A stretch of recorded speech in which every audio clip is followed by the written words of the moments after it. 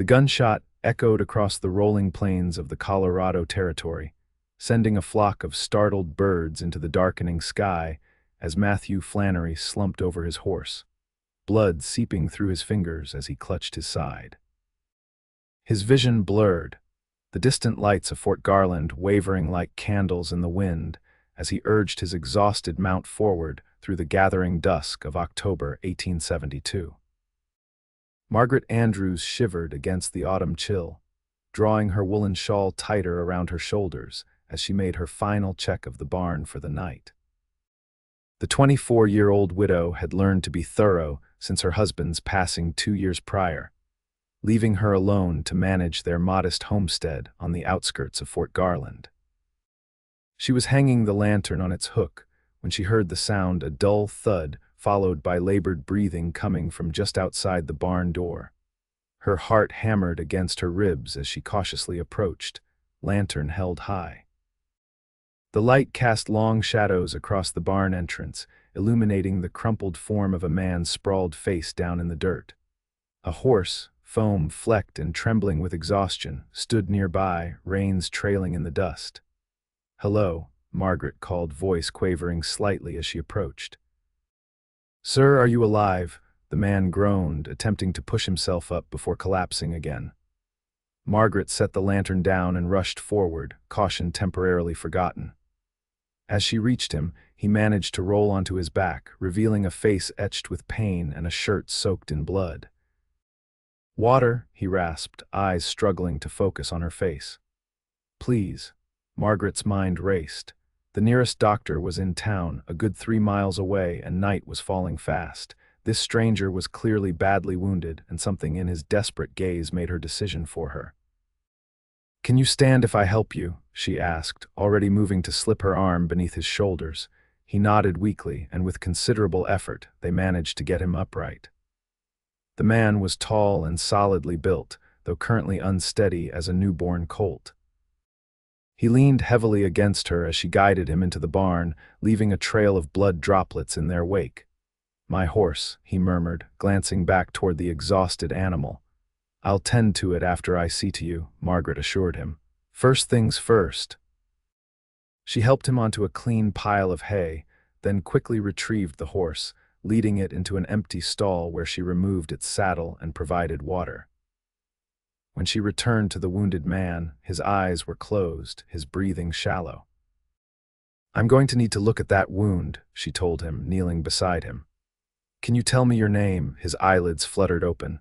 Holt Finley," he managed. "Outlaws ambushed me about 10 miles back." "I'm Margaret Andrews," she replied, gently moving his hand away from the wound. "I'm going to help you, Mr. Finley, but I need to fetch some supplies from the house." "Can you stay awake?" He gave a small nod, and Margaret hurried across the yard to her cabin. Inside, she gathered clean cloths, her sewing kit, whiskey, and the precious bottle of carbolic acid she'd ordered from Denver after reading about its antiseptic properties in a medical pamphlet. Her late husband had called her fascination with medicine a foolish hobby, but as she assembled her supplies, she thanked Providence for her self-education. When she returned, Holt was struggling to remove his blood-soaked shirt. Margaret set down her supplies and moved to assist him, trying to maintain professional detachment as she exposed his torso. Despite the circumstances, she couldn't help but notice the well-defined muscles beneath his tanned skin, now marred by an ugly bullet wound in his side. "Looks like the bullet went clean through," she observed, examining both the entry and exit wounds. "That's fortunate, at least. Are you a doctor, Mrs. Andrews?" Holt asked, grimacing as she began cleaning the wound. Margaret shook her head. "Just a widow with some medical knowledge." "The real doctor is miles from here in town." "Lucky for me you found me then," he said, attempting a smile that quickly turned into a wince as she applied the carbolic acid. "This will sting," she warned belatedly, "but it prevents infection. I need to stitch this closed." She uncorked the whiskey bottle and offered it to him. "Drink some of this first." Holt took a long pull from the bottle, then another. "Do what you need to do, madam." As Margaret threaded her needle, she studied him more carefully. Despite the dirt and blood, he was undeniably handsome, with strong features and deep-set eyes that held both pain and determination. His dark blonde hair was long enough to curl slightly at the ends, and several days' worth of stubble shadowed his jaw. His clothes, though trail-worn, were of good quality. "Are you a cowboy, Mr. Finley?" she asked, partly to distract him as she began the first stitch. He inhaled sharply as the needle pierced his skin. "Of sorts. I was damn, that hurts. I was bringing a small herd to Fort Garland. Had 4 men with me." Margaret worked methodically, keeping her hands steady despite her awareness of his pain. "What happened to them? Ambushed by the Farley gang. We'd made camp for the night." His voice grew tighter with each stitch. "My men, they didn't make it. I barely escaped with my life." Margaret paused, looking up at his face. "The Farley gang, they've been terrorizing the territory for months. They took my cattle," Holt continued, sweat beading on his forehead. "Everything I had invested was in that herd." She finished the last stitch and cut the thread. "I'm sorry, Mr. Finley, that's a terrible loss. Call me Holt, please," he said, his voice softening. "And thank you, your kindness." He trailed off as exhaustion finally claimed him, his eyes closing as he slipped into unconsciousness. Margaret checked his pulse steady, if a bit rapid, and covered him with a blanket from her supplies. She placed a folded cloth beneath his head and sat back on her heels, contemplating her unexpected patient. Taking in a wounded stranger was risky, especially for a woman alone, but something told her Holt Finley wasn't a danger to her. The Farley gang, however, was another matter entirely.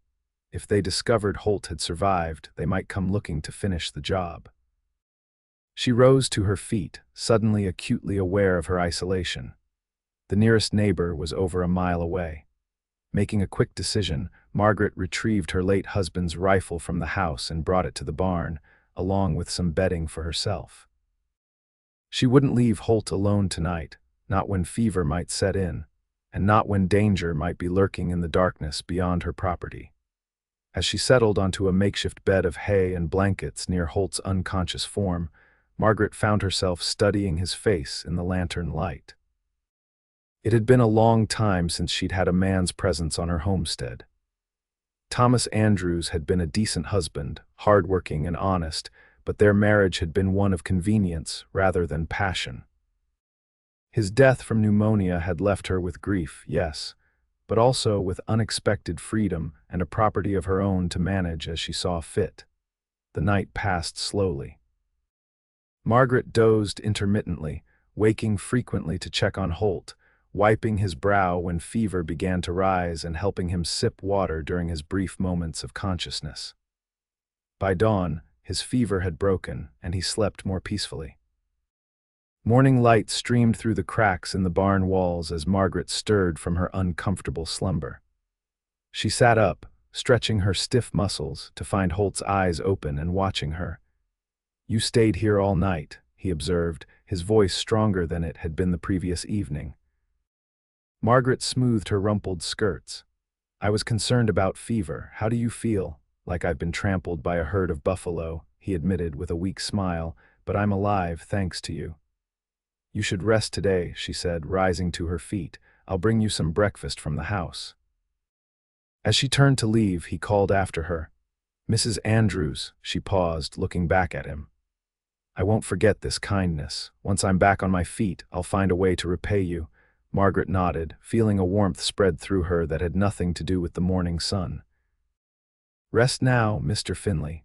Healing comes first." Over the following days, Holt gradually regained his strength.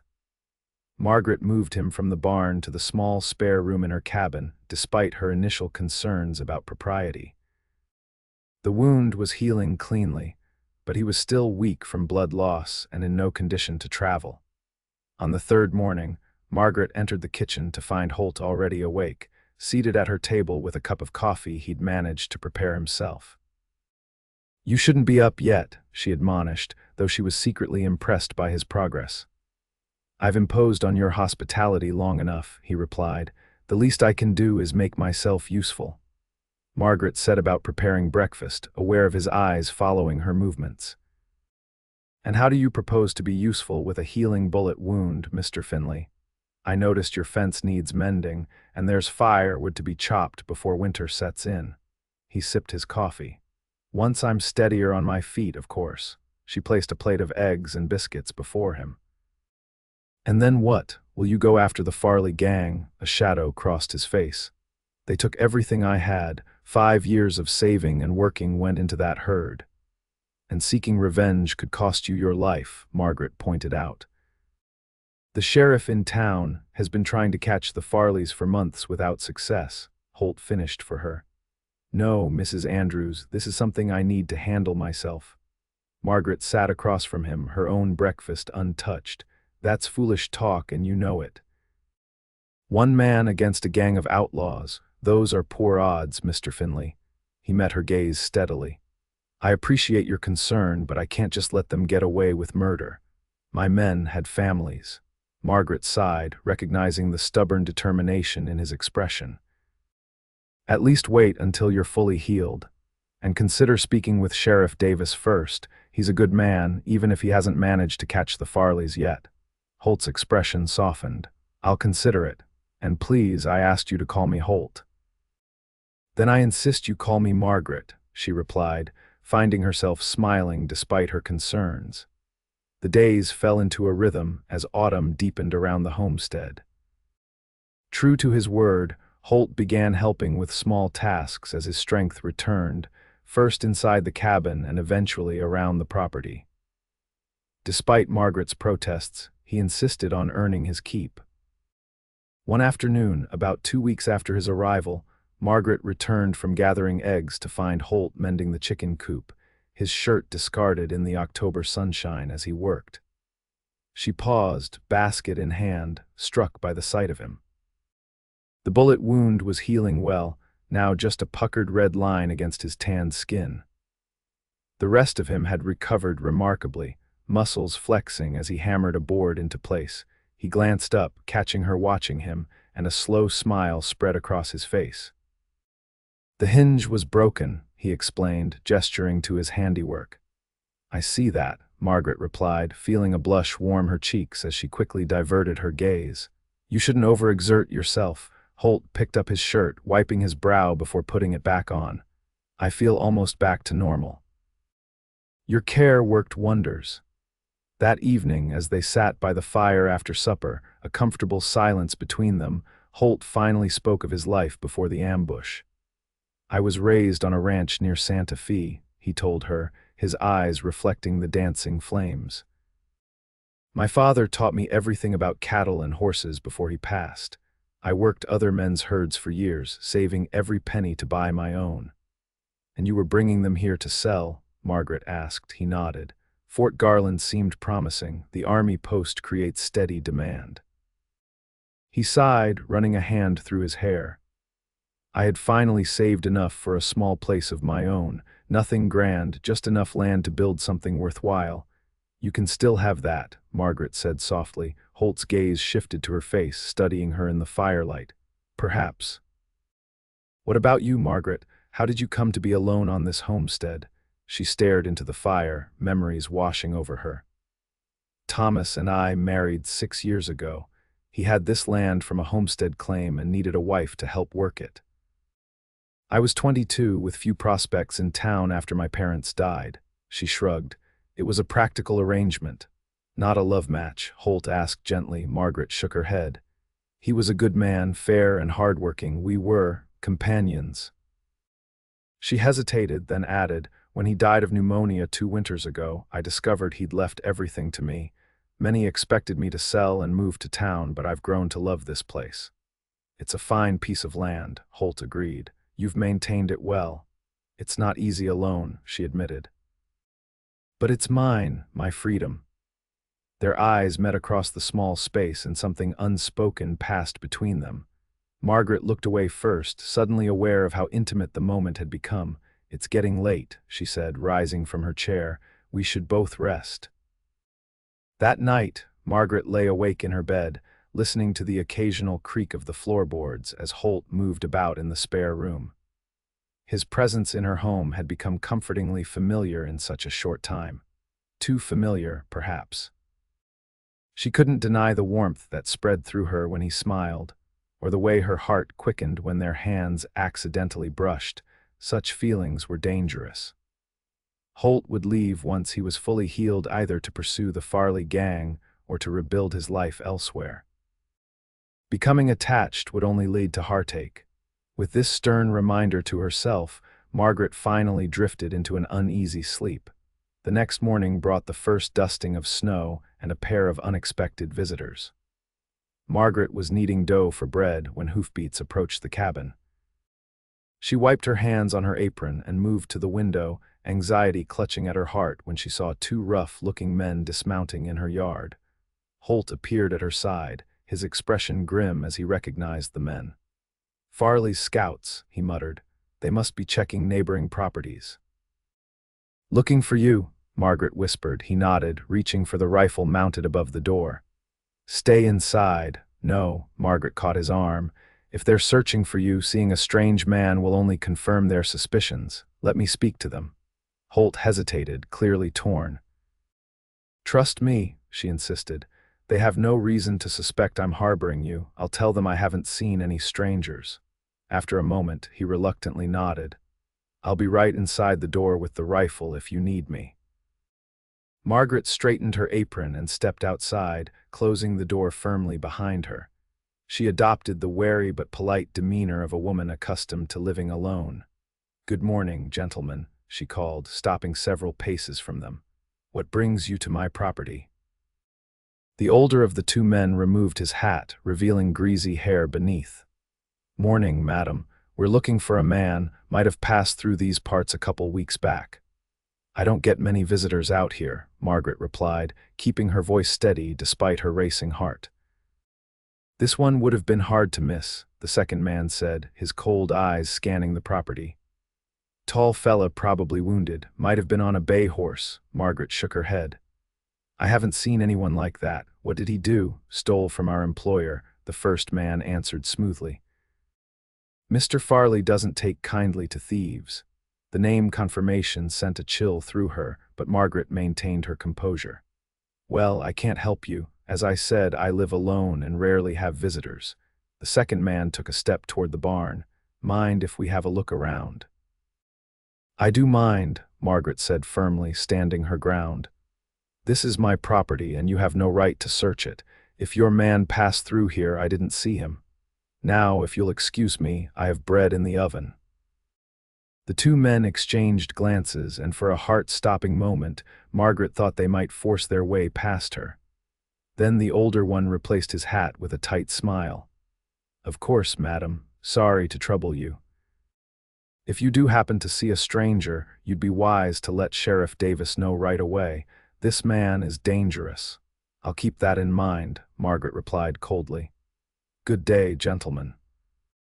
She stood motionless, watching as they mounted their horses and rode away, only allowing herself to breathe normally once they disappeared down the road. When she re-entered the cabin, she found Holt waiting, rifle ready, his face tense with concern. "You were magnificent," he said, setting the rifle aside to take her trembling hands in his. "But they'll be back. They're scouting the area, which means the rest of the gang can't be far." "We should go to the sheriff," Margaret insisted. Holt shook his head. "Not yet. If Farley's men are watching the town, they'll spot me immediately, and I can't leave you here alone. They might return." "What then?" Margaret asked, suddenly acutely aware of how close they were standing, his hands still holding hers. "I need to find out where they're camped," Holt said. "Tonight, after dark, I'll follow their trail. Once I know their location, we can decide how to approach the sheriff." "That's too dangerous," Margaret protested. "I'll be careful," he promised, his eyes holding hers. "I'm not seeking a confrontation, just information." Margaret wanted to argue further, but she recognized the determination in his expression. Instead, she nodded reluctantly. "Be back before dawn. If you're not, I'm fetching Sheriff Davis myself." That evening, after a tense supper where both ate little, Holt prepared to leave. He checked the rifle, then strapped on a holster Margaret had found among her husband's belongings. The revolver was old but serviceable, and Holt seemed familiar with its handling. As he prepared to mount his now recovered horse, Margaret stepped forward impulsively. "Be careful," she said, her voice barely above a whisper. "Please." Holt turned to her and in one fluid motion pulled her into an embrace.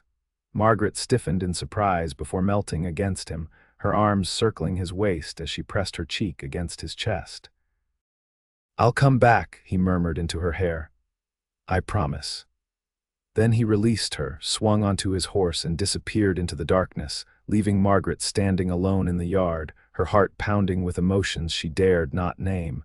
The hours of waiting were interminable. Margaret tried to occupy herself with household tasks, but her thoughts kept returning to Holt, imagining all manner of terrible scenarios. Finally, exhausted from worry, she dozed in a chair by the fire, jerking awake at every small sound. It was well past midnight when she heard a horse approaching. Margaret rushed to the window, relief washing over her as she recognized Holt's silhouette in the moonlight. She hurried outside to meet him as he dismounted stiffly.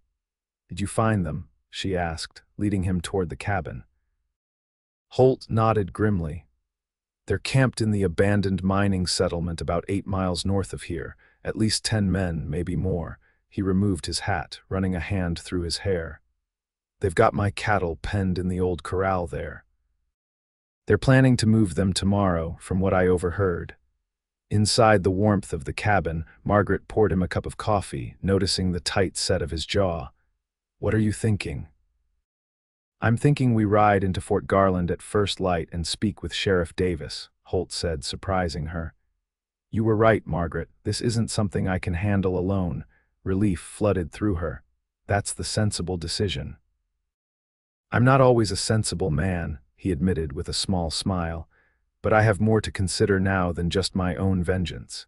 His gaze held hers for a long moment, and Margaret felt her cheeks warm under his scrutiny. "We should both get some rest," she said finally. "Tomorrow will be a long day." Dawn found them both on horseback, heading toward Fort Garland. Margaret had insisted on accompanying Holt, pointing out that her presence would lend credibility to his story. The morning was clear but cold, their breath forming small clouds in the autumn air. Fort Garland itself was a bustling settlement that had grown around the military installation. Soldiers in blue uniforms mingled with townsfolk and traders as Margaret and Holt made their way to the sheriff's office, a sturdy building on the main street. Sheriff Davis was a broad-shouldered man with a salt and pepper beard and shrewd eyes that missed nothing. He listened intently as Holt recounted the ambush, the murder of his men, and his discovery of the Farley gang's hideout. "I've been after Jeb Farley for months," the sheriff said when Holt finished, "but the territory is vast and my jurisdiction limited. Each time we get close, they slip away." "They won't be at the mining camp much longer," Holt urged. "They're moving the cattle today."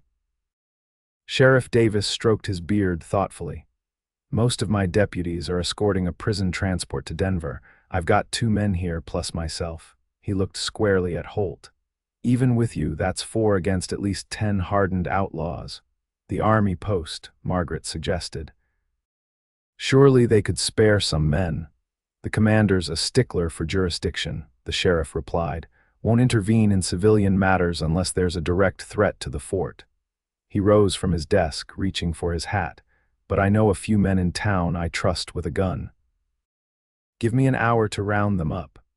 True to his word, an hour later the sheriff had assembled a posse of 8 men, including himself, his 2 deputies, Holt, and 4 townsmen with determined expressions and well-maintained weapons.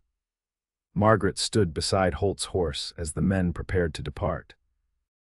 "I should go with you," she insisted, though she knew her argument was futile. Holt shook his head, reaching down to take her hand. "It's too dangerous. Wait for us here." His fingers tightened around hers. "I'll come back to you, Margaret. We have unfinished business, you and I." The intensity in his eyes made her breath catch. "Be safe," she whispered, squeezing his hand before releasing it. She watched as the posse rode out of town, a knot of fear and anticipation tight in her chest. The waiting would be torture, but there was nothing else to be done. Margaret found a seat on a bench outside the general store, prepared to wait as long as necessary. Hours passed with excruciating slowness. Margaret purchased a few supplies she needed, had a simple meal at the town's small restaurant, and spent the remainder of her time alternating between pacing and sitting anxiously. As afternoon gave way to evening, her worry deepened. The mining settlement wasn't far. The posse should have returned by now, with or without the Farley gang in custody. Just as she was considering seeking out the army commander despite the sheriff's assessment, the sound of approaching horses drew her attention. Margaret rushed to the edge of town, her heart in her throat as she strained to see in the gathering dusk. The posse returned triumphant, but battered. 3 men nursed minor wounds, and all looked exhausted. But they had prisoners 6 sullen men with bound hands riding under close guard. At the rear of the procession came a small herd of cattle, being driven by 2 of the townsmen. Margaret searched the riders anxiously until she spotted Holt, a bandage wrapped around his left arm but otherwise whole. Relief washed over her like a physical force, and she hurried to meet him as he dismounted. "You're hurt," she said, reaching for his injured arm. "It's just a graze," he assured her, his weary face breaking into a smile at the sight of her. "We got them, Margaret." "Not all of them. Jeb Farley and 3 others escaped, but we recovered most of the cattle and captured the rest of his gang." Sheriff Davis approached, his expression grim despite their success. "Farley will be back. He's not the type to forget a defeat." "Let him come," Holt said firmly. "Next time we'll be ready." The sheriff nodded approvingly. "You handled yourself well out there, Finley. If you're staying in the territory, I could use a deputy with your skills." Holt glanced at Margaret, a question in his eyes. "I appreciate the offer, Sheriff. Let me consider it." After ensuring the prisoners were securely locked in the town jail, Holt and Margaret took a room at the small hotel in Fort Garland. Propriety demanded separate accommodations, of course, but they shared a meal in the hotel's dining room, speaking in low voices about the day's events. "What will you do now?" Margaret asked as they finished their coffee. "With your cattle recovered, will you still sell them here?" Holt nodded. "I've spoken with the army quartermaster. He's agreed to purchase the entire herd at a fair price." He hesitated, then reached across the table to take her hand. "Margaret, I want to be direct. These past weeks with you, they've changed me." Her heart fluttered in her chest. "They've changed me too." "I had plans before the ambush," he continued, his thumb tracing circles on the back of her hand. "A small ranch of my own, somewhere in this territory. But now, I find myself wanting something more than just land and cattle." Margaret could scarcely breathe as his eyes held hers. "I want a partner," Holt said softly. "Someone to build a life with. I know it's sudden, and I understand if you need time to consider, but I'd like that partner to be you." "Holt," she began, her voice trembling slightly. "I've grown to care for you deeply, but you're right, it is sudden. My independence means everything to me." He nodded, his expression solemn. "I would never ask you to give up your freedom or your land. In fact," he hesitated, then continued, "your homestead is good grazing land. With the money from the cattle sale, I could purchase the adjacent property that's been sitting empty. We could combine our lands, work them together, as equals." "As equals," Margaret repeated, a smile beginning to form. "That's not the usual way of things between husband and wife." "I'm not proposing the usual arrangement," Holt replied, his eyes twinkling. "I'm proposing a partnership in every sense of the word. Your medical knowledge, my ranching experience. Your land, my cattle." His voice softened. "Your heart, my heart." Margaret's eyes filled with unexpected tears. "That sounds like a proposal, Mr. Finley." "It is, Mrs. Andrews," he confirmed, his hand tightening around hers. "Though perhaps a more formal one should wait until we know each other better. For now, I'm suggesting an agreement between partners. And if this partnership leads to more?" Margaret asked boldly. Holt's smile was warm enough to banish the evening chill. "Then, I would consider myself the luckiest man in the Colorado territory." They returned to Margaret's homestead the following day, both aware that something fundamental had shifted between them. While they maintained separate sleeping quarters, their days were spent in a companionable rhythm of shared work and conversation. Holt rode into town regularly to oversee the sale of his cattle and to discuss the deputy position with Sheriff Davis. 3 weeks after the confrontation with the Farley gang, Holt finalized the purchase of the neighboring property 200 acres of good grazing land that adjoined Margaret's homestead. That evening, they celebrated with a special supper and a bottle of wine Holt had brought from town. "To our partnership," Margaret toasted, raising her glass with a smile that had become increasingly frequent in recent days. "To our future," Holt responded, his eyes never leaving hers as they touched glasses. After supper, they sat side by side before the fire, the comfortable silence between them charged with unspoken emotions. Outside, the first heavy snow of winter had begun to fall, blanketing the world in pristine white. "I accepted the deputy position," Holt said eventually. "Sheriff Davis agreed I can perform most duties from here, riding into town 3 days a week." "That's wonderful news," Margaret replied, genuinely pleased. "It suits you." "There's something else," he continued, turning slightly to face her. From his pocket, he withdrew a small box. "I know we agreed to a partnership first, but I find my heart running ahead of our agreement." Margaret's breath caught as he opened the box to reveal a simple but elegant ring, a small diamond catching the firelight. "Margaret Andrews," Holt said, his voice low and earnest, "these past weeks have shown me what kind of woman you are: strong, compassionate, fiercely independent, and braver than anyone I've ever known. Your kindness saved my life in more ways than one." He took her hand gently. "I love you. Will you marry me as equal partners in all things?" Tears sprang to Margaret's eyes as emotion overwhelmed her. "Yes," she whispered, her free hand coming up to caress his cheek. "Yes, Holt Finley, I will marry you." He slipped the ring onto her finger, then drew her into his arms.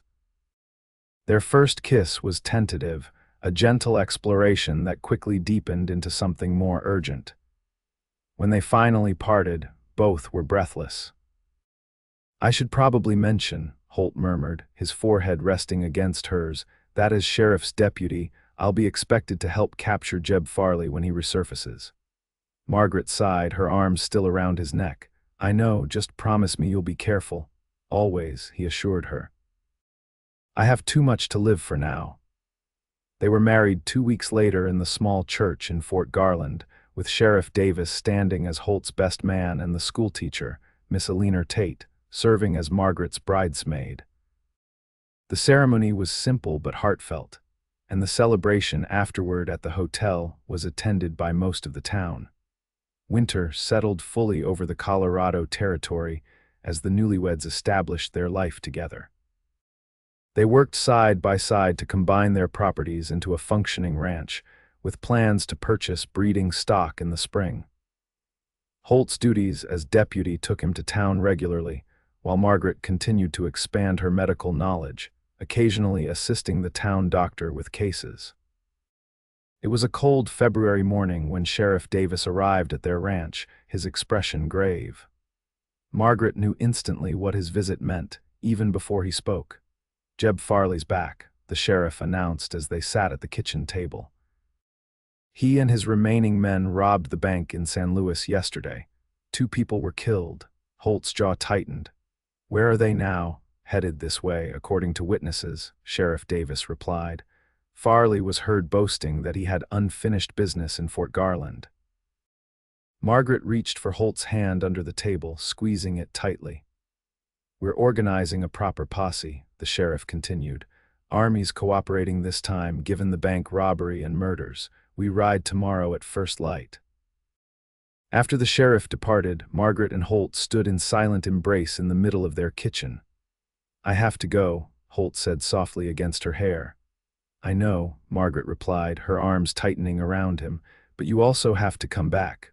Wild horses couldn't keep me away," he promised. "Not now that I've found you." That night, as they lay together in the warmth of their bed, Margaret memorized every detail of her husband's face by the soft glow of the lamp. His features had become infinitely dear to her over the past months, from the tiny scar above his right eyebrow to the crinkles at the corners of his eyes when he smiled. "I love you," she whispered as he pulled her close. "And I love you," he answered, his kiss conveying everything words could not. The next morning dawned clear and bitterly cold. Margaret helped Holt prepare, ensuring he had warm layers beneath his coat and packing food for the journey. As he mounted his horse to join the gathering posse in town, she stood in the yard, refusing to show the fear that churned within her. "I'll be back before you know it," Holt assured her, leaning down for one last kiss. "You'd better be," Margaret replied with forced lightness. "We have spring planting to discuss when you return." His smile warmed her despite the freezing air. "Yes, madam, whatever you say, madam." She watched until he disappeared from sight, then returned to the house, determined to keep busy during the anxious days ahead. The posse tracked the Farley gang for 4 days through the rugged terrain north of Fort Garland. On the 5th day, they cornered the outlaws in a narrow canyon. The ensuing gunfight was brief but intense. When it ended, Jeb Farley and 2 of his men lay dead, the final member of his gang wounded but alive to stand trial. The posse returned victorious but somber. 2 of their own had been wounded, though none fatally. Holt rode directly home rather than stopping in town, arriving just as dusk was falling. Margaret rushed from the house at the sound of hoofbeats, her heart soaring as she recognized his silhouette against the setting sun. She reached him as he dismounted, throwing herself into his arms with such force that he staggered slightly. "You're safe," she breathed, her hands moving over him, assuring herself he was whole. "I promised I'd come back," he reminded her, capturing her wandering hands and bringing them to his lips. "And I always keep my promises to you." That night, after Holt had bathed away the trail dust and they had shared a quiet meal, he told her everything that had happened. Margaret listened, grateful beyond words that the ordeal was finally over. "Sheriff Davis says the territory should be much safer now," Holt concluded as they sat before the fire. The Farley gang was the worst of the outlaw elements in these parts. "Does that mean you'll be giving up your deputy badge?" Margaret asked. Holt shook his head. "Not yet. I find I rather enjoy helping maintain law and order. Besides," he added with a smile, "the extra income will be useful for expanding our ranch and for other expenses we might be facing." Margaret raised an eyebrow. "What other expenses did you have in mind, Deputy Finley?" His smile broadened as he pulled her onto his lap. "Well, Mrs. Finley, I was thinking we might need to add a room or 2 to the house in the coming years, perhaps a nursery." Margaret's heart skipped a beat. "A nursery, he murmured, nuzzling her neck. "I've always wanted a large family. What about you?" "I think," she replied, turning in his arms to face him, "that sounds like a wonderful idea. Though perhaps we should practice the necessary requirements a bit more before we commit to expanding the house." Holt's laughter was rich and warm as he stood, lifting her effortlessly in his arms. "Practice does make perfect, they say." "Indeed they do," Margaret agreed as he carried her toward their bedroom. "And we should be thorough in our preparations." Spring arrived with a riot of wildflowers across the Colorado plains and the news that Margaret was expecting their first child. Holt's joy was boundless, his protectiveness both touching and occasionally exasperating as he attempted to shield her from every conceivable discomfort. "I'm pregnant, not made of porcelain," Margaret reminded him one morning as he tried to dissuade her from helping with the new calves. "Humor me," he pleaded, his hands gentle on her still flat stomach. "I've waited my whole life for this family. I want to cherish every moment." Unable to resist his earnestness, Margaret relented, allowing him to fuss over her more than she might otherwise have permitted. The ranch flourished under their combined care. Holt's knowledge of cattle breeding proved valuable, while Margaret's organizational skills kept their finances and household running smoothly. They hired 2 ranch hands to help with the expanding herd, building a small bunkhouse for them near the barn. As Margaret's pregnancy progressed, the bond between her and Holt deepened. Each evening, he would read aloud to both her and their unborn child, his deep voice rumbling soothingly as they relaxed before the fire. Margaret found herself falling more deeply in love with this man, who had literally stumbled into her life on that fateful autumn evening. Their son, Thomas Holt Finley, was born on a clear December morning in 1873, a healthy baby with his father's eyes and his mother's determined chin. Holt paced anxiously outside their bedroom during the delivery, rushing in at the doctor's summons to find Margaret tired but radiant, their newborn son cradled in her arms. "He's perfect," Holt whispered, tears streaming unashamedly down his face as he gathered his family close. "Of course he is," Margaret replied with a weary smile. "He's ours." Life settled into a new rhythm with the baby's arrival. Margaret discovered that motherhood suited her, while Holt proved to be an attentive and adoring father. He would often carry little Thomas with him around the ranch, pointing out cattle and horses to the wide-eyed infant. "He's going to be a rancher like his pa," Holt declared proudly when Thomas was barely 6 months old. "Or a doctor like his mother hopes to be someday," Margaret countered with a smile. For Margaret had begun studying medicine in earnest, corresponding with a female physician in Denver who provided guidance and recommended books. The town doctor, impressed with her natural aptitude, had taken to calling her in for assistance with complicated cases.